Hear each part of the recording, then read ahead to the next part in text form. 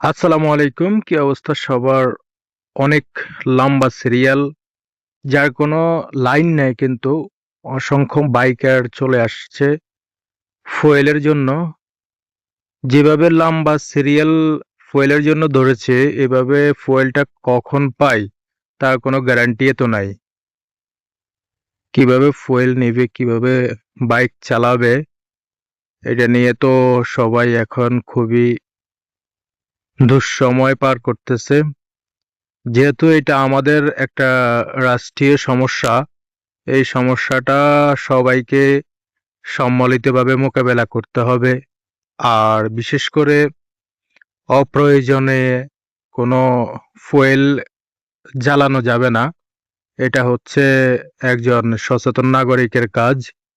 যেহেতু আমাদের দেশে ফুয়েলের সমস্যা, বর্তমানে যেখানেই যাইবেন সেখানেই ফুয়েলের সংকট।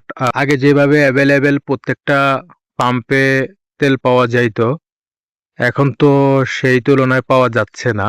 আমি চন্দ্রগঞ্জ থেকে লক্ষ্মীপুরে একটা কাজে আসলাম, আর যাওয়ার পথে দেখি এখানে ফুয়েলের জন্য অনেক বাইকার দাঁড়িয়ে আছে। তো তার জন্য আমিও একটু দাঁড়াইলাম। তো গাড়িটা রাইখা দিয়া একটু ভিতরে যাচ্ছি, দেখি কি সমস্যা, ফুয়েল কি পাবো না পাবো না। এটা তো বড় ধরনের সমস্যা। তো একটু ভিতরে গিয়ে দেখি কি সমস্যা। সবাই দাঁড়ায় রইছে, কতক্ষণ পর্যন্ত দাঁড়াই আছে বলতে পারতেছি না। ভেতরে যাইলে বোঝা যাবে।